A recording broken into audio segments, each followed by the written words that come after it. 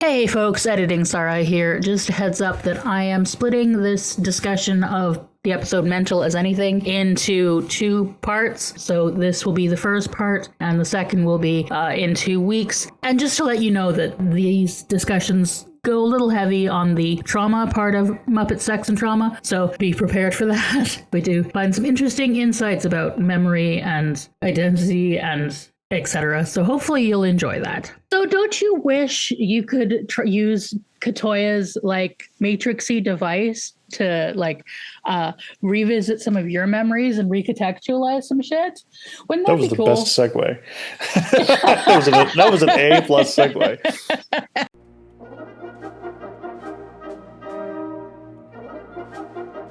Hi, friends. Howdy, y'all. How you doing? And welcome to Muppet Sex and Trauma. I'm Sara Ezzat. I make the Fat Culture Critic videos on YouTube. Well, I'm Josh Gosdin, and I'm a very large nerd. I contain multitudes. We're also very large nerds. More literally in this case. No, with us today is Oddnon, returning guest. I'm more like an onion. Ogres are like you onions. have layers? I'm like an ogre, in that I have layers. No, yeah, I'm also a big nerd. Been very fortunate to be a part of this a number of times, and I'm just happy to be here and hash it out. So we're glad to have you. Thank you. Yeah, so I unfortunately did not give Oddnon the background, and so he's very confused as to why Scorpy just appeared as part of the crew. I'm following, but yeah, so we'll get into it. Just roll with it. Kind of like the crew, honestly. They are also confused as why he's here to some degree. They're like, why are we still? They can't seem to tell anyone to go. They need to work on their boundaries, is what it is. Yeah. I think Trauma maybe bonding. Communication training is in order, but we'll figure it out. But instead we get mental training. Right. Yeah. We'll get into that, but that is a racket that guy is running. Well, not anymore. Not fair. So shall we do the summary? Do the summary. Mental as Anything was written by Mark Saracini and directed by Jeff Bennett. Aaron and John have just got back together, so naturally it's time to split them up, and so separate gender missions. First up, Boys Trip. John, Dargo, Rigel, and Scorpius have signed up for a mental martial arts training course from Katoya, an old acquaintance of Scorpi's. Things are already tense when Dargo smells a familiar presence. It's Magdin, the brother of his late wife, a peacekeeper and the man who framed Dargo for her murder, imprisoning him for years. Dargo is understandably enraged, but the boys convince him to control himself and save his revenge till after Katoya's course. That's when Magdin starts a campaign of mind games, gaslighting Dargo into thinking first that he actually did kill Lola in a fit of blacked out hyper-rage, and then later that Lola killed herself to escape his rages. Meanwhile, John's belligerent attitude gets him a timeout for special hotbox training. And not the fun kind of smoking up your friend's Dodge Dart behind a 7-Eleven kind of hotbox. Dargo struggles under Magdin's manipulation and ultimately asks Katoya for help uncovering his memories. They plug into Katoya's handy Matrix machine, but just as Dargo is getting clarity, Magdin hijacks the machine for more gaslighting. But Dargo is stronger than Magdin ever suspected, and he knows Lola, and she would never willingly leave her son without a mother. So now it's time to use the machine on Magdin's memories. And the truth is what Dargo knew all along. Magdin killed his sister and framed Dargo for it. In the end, Dargo chooses not to kill Magdin, instead leaving him lost in the memories of his crime. And with that, the boys head home, with a bit of intelligence that Scorpy got from Katoya. Greza, in all likelihood, knows where Earth is. So there we go.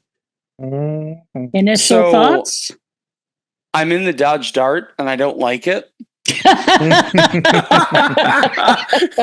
Especially because I wasn't even smoking. Just Nobody brilliant. likes being in a Dodge Dart. No. It's about as uncomfortable as being in the back of a Volkswagen. This is how I learned that marijuana makes me nauseous and make nasty migraines. But you gotta try it. I love this. I might be like hallucinating this through my understanding of the show. I love this idea of like a mind prison, maybe not as like a direct concept, but like just being like having to live and be vexed by the things that you've done, in the sense that it just replays and replays and replays, and you just have to experience it every time. And you being like a cognizant person, right, means, this is the part that I find really incredible about that idea, is you have to enter that situation with a new understanding every time. And that has to make it so much worse, It's about the most clear definition of hell I can imagine. Mm-hmm. Yeah. Yeah, no, this was I was really digging the whole concept all the way throughout as well. I also really appreciated the kind of the minimalist production design. They did a lot with a little, and in ways that kind of there was an episode, I think it was in season 2, where Chiana and Rigel had to be lawyers briefly. Oh, God. And the whole thing takes place in a courtroom that was very obviously in a warehouse on a movie set. Uh-huh. Like, it was very poor production design. And they were trying to do less with more, or more with less, but this was very much the opposite. This was like, it was minimalist, but they used the space well, they used the lighting well, they used the, kind of the interaction with the characters very well. I really enjoyed it, and I really liked the concept of that Krakatoa, Montoya, Katoya, thank you. Inigo Montoya was trying to get across to everybody of like, you have to go through the pain. Mm-hmm. Like, you can't avoid the pain, which has been a theme throughout the show. I mean, all the way back to Till the Blood Runs Clear, but just very well done. Very, very cool sci-fi concept that was used really well for drama. On the set design thing, apparently this set design gave a bunch of people nasty headaches because the lights would seem to move if you moved your head. Like, oh, really? Yeah. But yeah, it's incredibly well designed, very, very Farscape.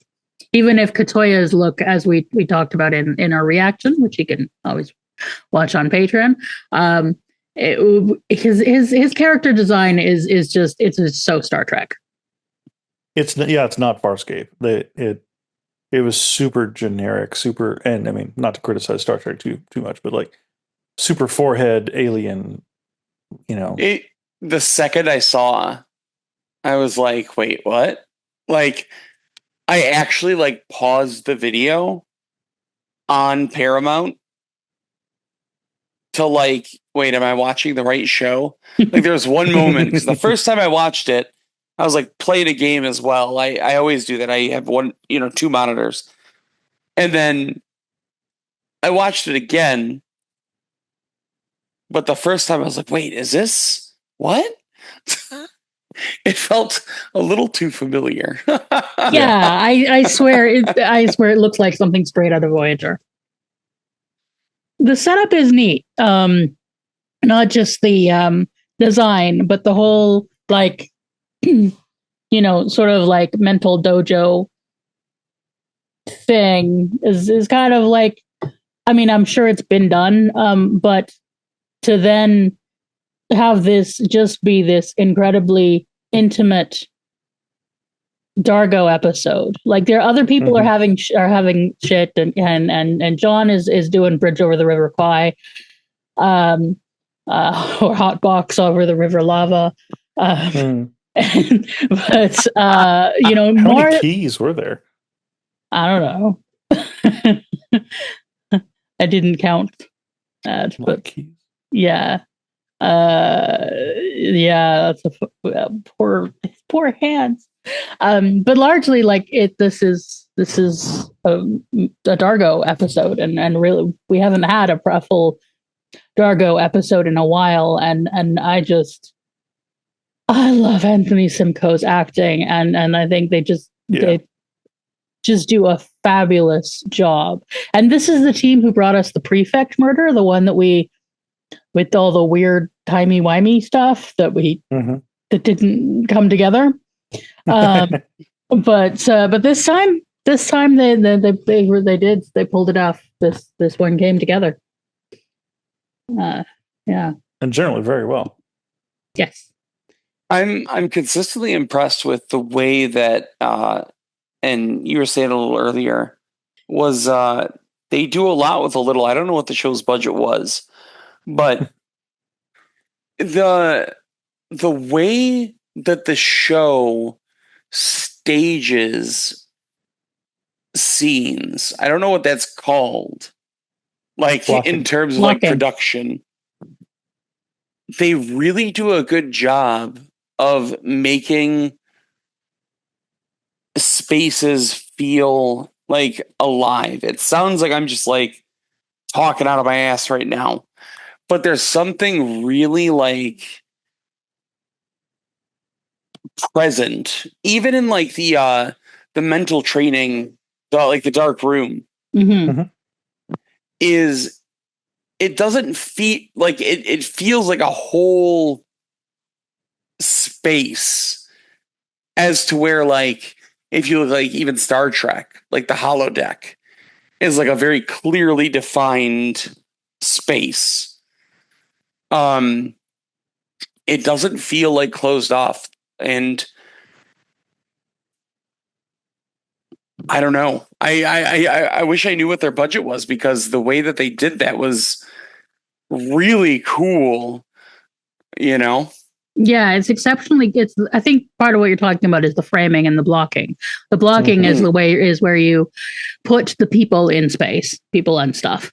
And blocking, yeah, and then framing is where you put the camera to get the shapes. And when you put those together, especially with the exceptionally good lighting in this, yeah, like they're using sort of tricks you would use for theater, but with camera work as well. That really brings out the minimalism to good effect. The very simple sets where you're using the points of light and the shape of the prop, like it's very, very good direction. Let's see, every time I see a scene staged with like Moya, right, it feels massive. Yes. Even though the ship, like we see the ship like, dozens of times. We have like the concept of the space that's within that biomechanical being. But I just love, and this goes back to like, I think, what's the first episode I was on where there was like the double John and he's like flipping the coin, and I vividly remember watching that episode, and it's specifically the shot where he's flipping the coin on his own at like that table. Paper, scissors, rock. Thank you. Sorry. Coin flip is a whole different thing in this series. It just, I mean, the way that scene was framed completely recontextualized the way that I understood Moya, like as a being. you get to see the space around an area, you know. A good example is like the cantina scene, you know, who shot first, Greedo or Han? Like that was very specifically framed because they didn't have the space to show like the wider area at the time. I find it very similar, and then it does the opposite. That scene is meant to look incredibly claustrophobic and contentious and anxiety inducing, as to where like you take something as heavy as what that was and you just give it like the room to breathe. Mm-hmm. And they do that a lot. I think it's really cool. It is certainly, Farscape has its own visual language that really makes this world feel its own and feel lived in. Yeah, for sure. Yeah. So digging in, I think, so we start with some of the smaller stuff before we really get into Dargo. I really like Rigel's little mini arc. Yeah, same. Yeah. I always treasure moments of character with Rigel that demonstrate like, oh no, he really was this autocratic ruler who was ruthless and can be conniving and is strong-willed and all that kind of stuff. You know, because I think it's really easy, or it could be really easy, when the character is played by a puppet to over cutesify him and overuse him for comedy and all that kind of stuff. And while he's mostly the comic relief whenever he's on screen, like, no, he fucking decapitated Durka. Like, yeah, he was the Dominar for a reason. And so when everybody's like, Sparky, I don't know if you want to go in there, I was on the sidelines. I was like, no, my boy's got this. He's got this. And when he gets into, you know, the mental space and he does his thing and he comes out, I was like, yeah, that's Rigel. Yeah. He was the Dominar for a reason. Like, he ruled the Hynerian Empire. Yeah, and you know what he says, like, this is the only chance he's going to get to be on a equal-ish playing field. I think superior playing, honestly, to a Charid, to this Charid, for Oddnon, for having not seen the episode that we see them in. There are this group who massacred Rigel's people to eat their babies. It's just dark. This is really dark. But yeah, I think I only just got to season 2. Like, just barely. No, it's wild. If I was, yeah. So yeah, like this is a species grudge match. I like that. Like, Rigel is just kind of like really curmudgeonly. He's an old man. He's a whole mood. Rigel is Rigeling. And yeah, I love that, you know, the whole, like, it's kind of like a mini version of what Dargo is going through. It's to like be pushed to the edge and still, you know, pull it off at the end. So yeah, it's a little arc, but I like it. And then it's a very good arc. Yes. And then we have John in his hot box. As discussed, not the Dutch turret guy. Yes, not the fun, much more to the torture kind of a thing. And it's so Scorpius to be like, no, John, this will build you character. You'll become a better person as a result of all this torture that we're torturing you with, John. Don't worry, John. I love the way Scorpius is John. And it also makes sense, and it mirrors kind of in context the journey that we've seen Scorpius go through when he was younger as well. You know, and he basically did the same thing. Like, he used exposure therapy to learn how to deal with extreme heat. So it makes me wonder, like, how much of that was always the plan? Like, was to get John in the hot box from the beginning? Were they ever going to like, did they ever have any hope that John would be participating in the mental gymnastics arena or not? Him and Krakatoa. I don't know. I think that Scorpio referred to it as a special Scaran, training based around Scaran. So whatever the plan was, I think it involved heat. Whether, however willing or unwilling he was to participate, he was going to get to deal with a lot of heat. I love that, like, I can't pin Scorpius down.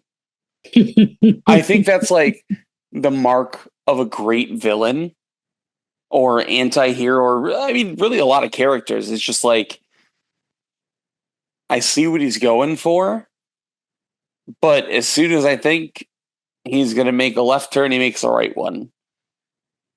That rules. And especially after the brain thing, the episode we were just talking about, is like, now I'm seeing Scorpio again, like, in the flesh. I have no idea, what the overall motivation would be. I'm really interested to, like, get more into that. Because this was, I don't want to, like, betray myself, but, like, confusing, like, in a good way. I'm really into it. He is a fucking fantastic villain. All he's interested in is revenge against the against the Scarans. And he will do anything to achieve that. And it's like, and it's in ways, yeah, he zigs when you expect him to zag sometimes, because he's not, Mwaha, I'm evil, I shall be evil. I'm going to hurt John because I want to hurt John, even though clearly he has a pain kink. Among other, he is a walking kink. Walking collection of kinks in a suit. What gave it away? Oh, you have we have seen some scenes with Scorpius. I mean, even the Hawaiian shirt, like, if we're being honest. Yeah. So, like, yeah, he's Scorpius is Scorpius. But yeah, like, he will do whatever he thinks he needs to do to get his revenge. It reminds me a lot of I don't want to stray too far from the point, but, like, reminds me a lot of, like, this might be cliche, but, like, Magneto is always painted up to be, this awful, terrible guy, and he is, but I mean, he contains multitudes, Yeah, he's also often right. Is not the end goal is the end goal, but the steps to get there are, like, very wildly, from compassion to just plain vile things, it really, I mean, again, I think it's the hallmark of, like, how you paint a villain in a way that makes you relate to them, but, like, not even, like, in a good way. If you can see yourself in a villain, you can avoid being the villain. If you can find compassion with their motivations in one way or another, there's something there that you can. I'm kind of losing the plot here. You can cut that part, but I had a point. I was with you. And then it just sounded like weird Hitler shit, and that's not what I meant. It's just like, having been a bad guy at one point or another, which most people have been, I can now see my own actions in other people, and I can now avoid doing those things.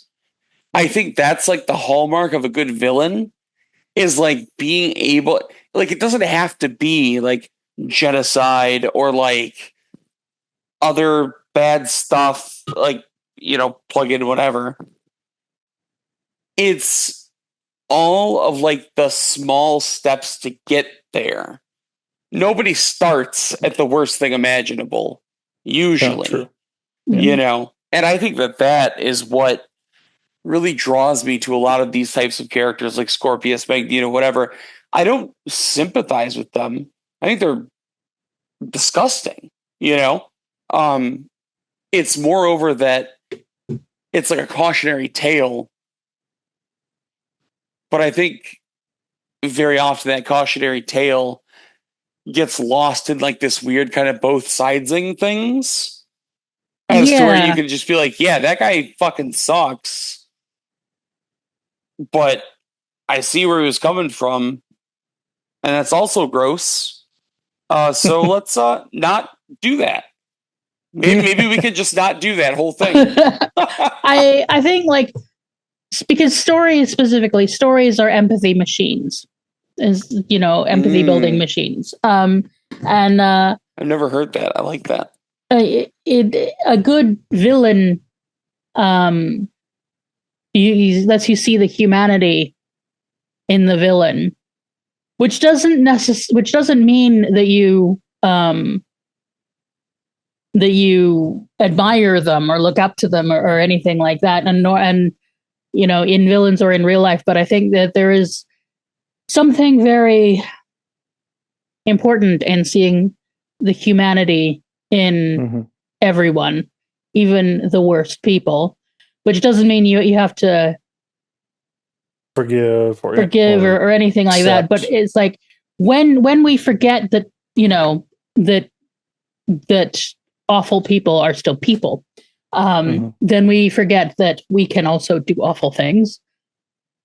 There's a quote, I can't remember who it's from, that I quite like, of "Nothing human is alien to me."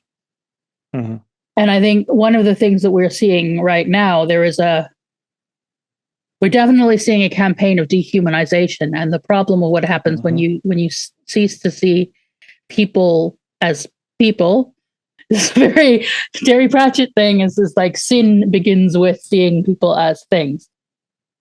And, the language that we see being used to demonize and alienize people, and how the way that is enabling, alligator Auschwitz, and all of that.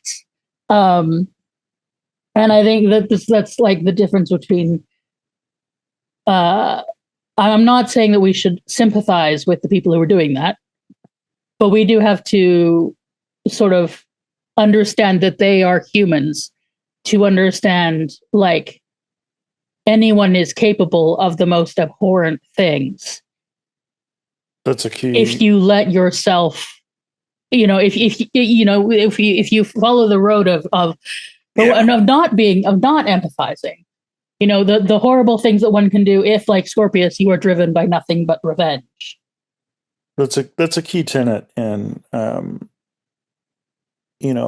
diversity and equity and inclusion education that is difficult, or that can make it difficult to help, I'm thinking specifically white Americans, understand that it is possible to be racist, and it is possible to be homophobic or transphobic or sexist or any other ists or isms or whatever like that. But that it is also possible to unlearn those behaviors and do better. Because so many kind of baked in, ingrained teachings in white America equate racism with immorality. Yeah. And have immorality as sort of a bedrock, immovable bad. And equate it to, you're a bad person if you're a racist. You're like, no, I'm a good person, so I can't possibly be racist. Thus, I'm not willing to examine my behaviors critically and see how they might actually be harmful to other people. Thus, I cannot grow. It's possible to be a racist, yes, but it's also possible to, but most of the time, most people, it's not something they are, it's something they do. Right. And racism, homophobia, transphobia from intrinsic. There are people who make that their identity, And then there are Yes. people who identify as good people and do this shit anyway because they don't think about their actions. And because like and I it's one of my issue with identity politics. Uh-oh. is I think the way that we think about is that it's been filtered into sort of a neoliberal kind of individualistic thing of like everything we think of is like it's the story we tell about ourselves, and like I identify as, and so if I identify as a good person, and it's like no, that's not an identity, that's a thing you do. It's like because it's sort of the when all you have is a hammer, everything looks like a nail thing. Is we take this idea of identity and personhood and all of that, these ideas that we have, and we apply them to everything. Instead of it being like language about the groups that we belong to or the experience, trying to put words to experiences we have, it becomes this like, this is a box that I am putting myself into, and then so it becomes like everything becomes a box like shaped like that. So I can't be a racist unless I identify as a racist, unless I put myself in that box. It's like, no, if you do racism, then it doesn't matter if you identify as a racist or not. You are doing racism, and that is the problem. Yeah.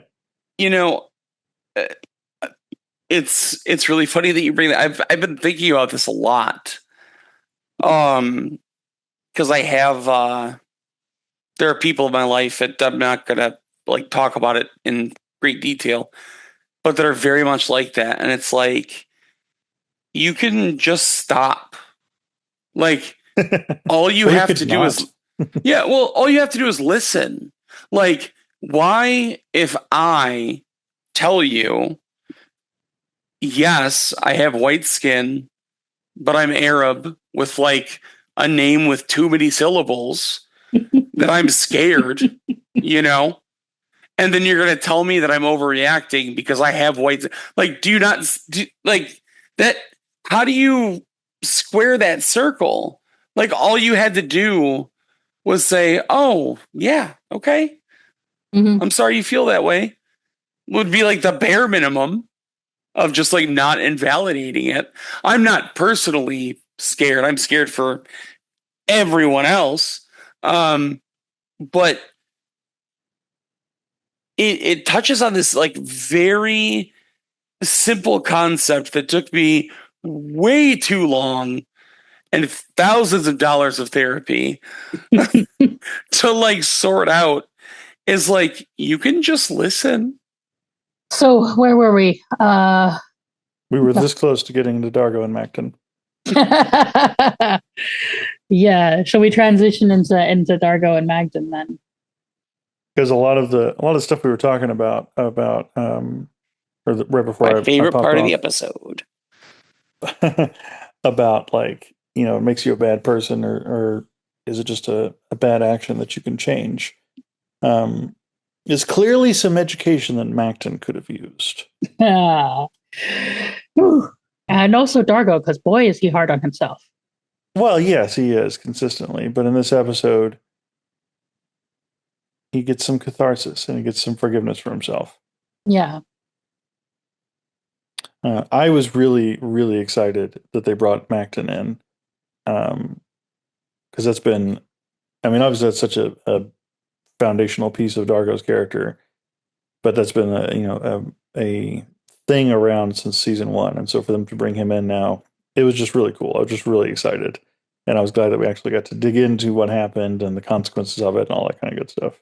I really enjoyed having a representation of like memory revision in a way that you sort of, or one may gaslight themselves or overblow or change or rearrange the way that a situation happened. And the way that Dargo is hard on himself it felt really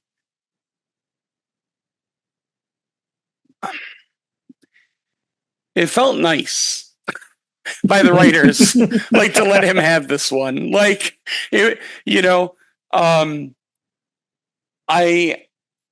loved the revelation because, I beat myself up over memories, what, it doesn't matter what they were, for decades, Mhm. and then only to run into that person and they were like, that's not, what are you talking about? That's not what happened. Like, even in just like, I thought I was so much this or so much that. And they're like, I don't even remember that you were there. It's sort of like this signal of, like, not in this specific instance of Dargo, but like personally, I think it's a really great representation to understand that, like, not only is there like a path to redemption, but like you can feel those memories, you can feel those feelings, even if they're not exactly the way that things went, but you're also allowed to move past it. It's part of the trauma journey. Like the whole time we've been, part of this podcast has been talking about the trauma journeys. And yeah, that is a thing about memory is a weird thing. In that what we've learned is we don't actually remember when we are remembering. We don't actually remember the event itself. We remember our last memory of it.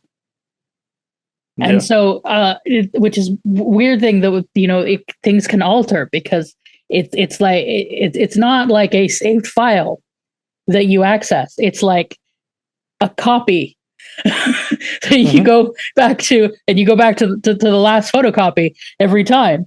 So the things that your brain has pulled out as the important things are the things that get focused on.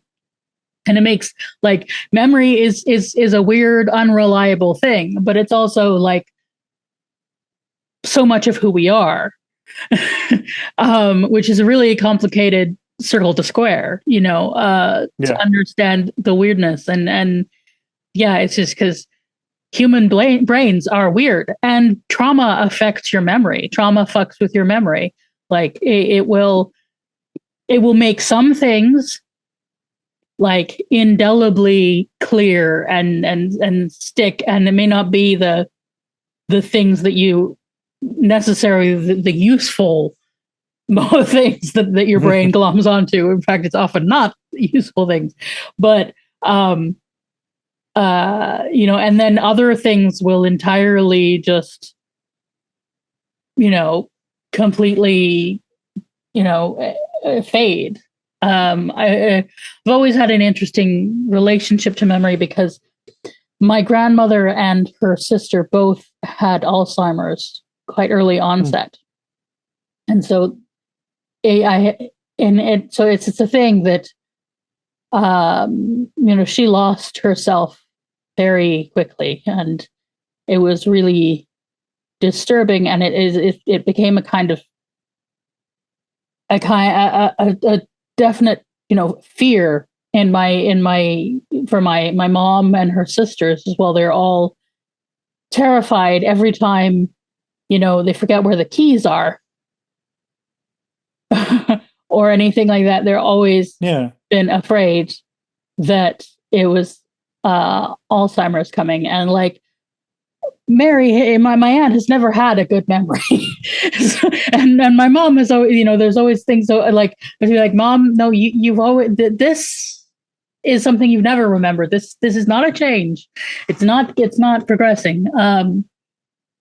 But yeah, and one of the things, when it comes to trauma is there was the sort of central founding trauma for a lot of my mom's family is my mom's older brother, who was my aunt's younger brother. Like they were, when my mom was a baby, he died. It was the 50s and kids died. He died of croup, actually. So every member of my family since has known exactly how you deal with croup. You get steam to break up the thing for anyone who wonders. But like, he died in the doctor's car on the way to the hospital. He was 3, and my aunt was 4, and my mom was a baby, and my grandmother was pregnant with my uncle Hugh. And she went on to have 2 more kids. But like, it completely changed everything in the family. But it was also the 50s, and they didn't talk about things. So, there, it was, and like, my aunt was 4, so she clearly remembered her brother who had been with her. But then suddenly the family didn't talk about it. And then when my grandmother had Alzheimer's, Mm-hmm. she started wondering where David was. Mm. And my grandfather had to explain. My grandfather chose to explain to us when we were, me and some of the cousins who were kids, about this. Told us this story about losing their son. So it had been this grief that, and I've unpacked. I've done the therapy. It's sort of like it's a generational trauma of this story of my uncle and the way that it affected my grandparents and knock on effect the way that it affected my mom. And yeah, it's like the the memory of trauma. And when you don't talk about the trauma and the way that, like, trauma you don't deal with can be like almost like a pearl in an oyster, but like, I don't like the opposite of that, because it's a yucky thing. Or the pea and the Princess and the Pea. Yeah, it's so many, like it's like having a sliver that you don't get out, and so like the skin gets infected, like some builds up around it, and like that how you remember things changes, and what you remember, and my aunt has very different memories of her childhood than my mom or the other siblings, and it's like everybody gets very different versions of the truth. And I like, it's kind of like, it's understandable that she has difficulty with memory and stuff in this sort of way, because there was like this huge event that went totally unprocessed.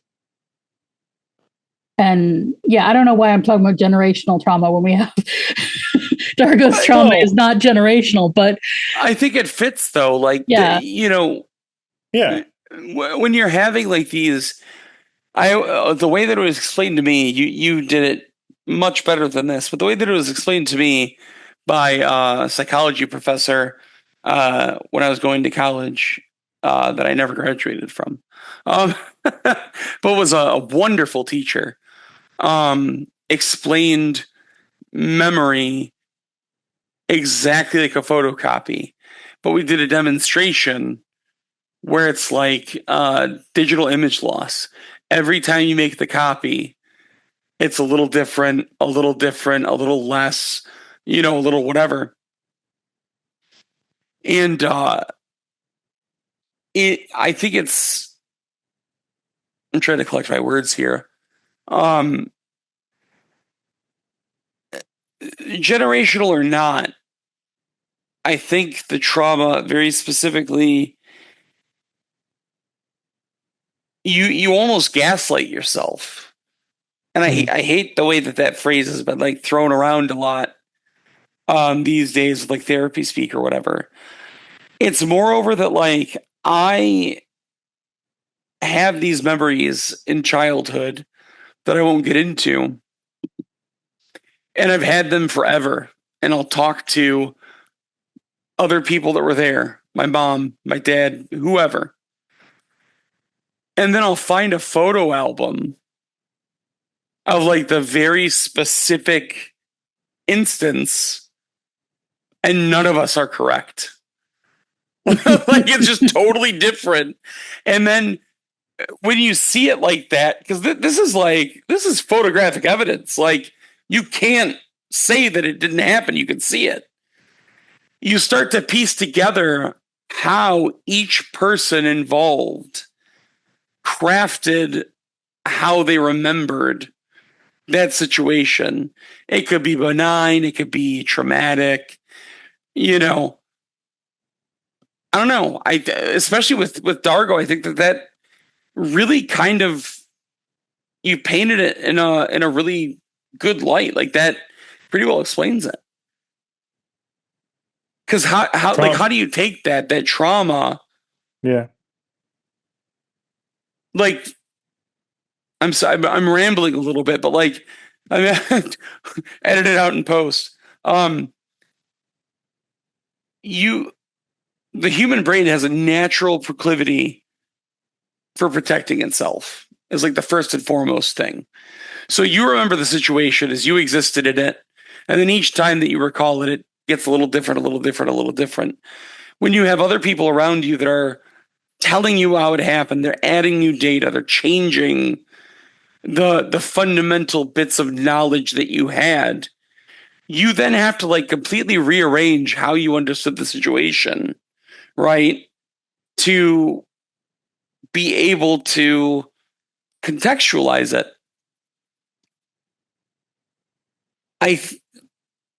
And can you imagine, you know what I mean? What Dargo went through, that guilt, that, I mean, again, podcast name, the trauma involved in that, to have to relive it so many times over, finding bits and scrapes of new data over however long, and then suddenly being confronted with the reality of it.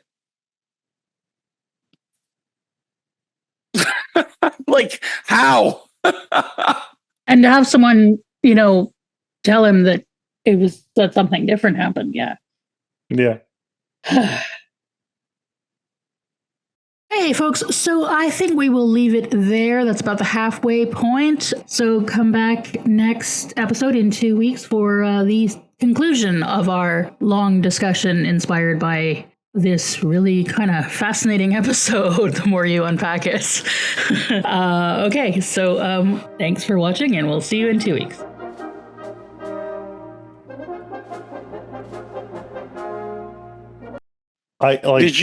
Did you, Josh, did you call that character Inigo Katoya? Inigo Montoya. It's my own little it usually tickles me whenever I get to deliberately mess up the names like that, but B, it also actually helps me remember the names of characters when it's a mnemonic device. My name is Inigo Montoya. You killed your sister. Maybe. Prepare to live in hell. My name is Inigo Katoya. You must relive your memories. You'll want to die.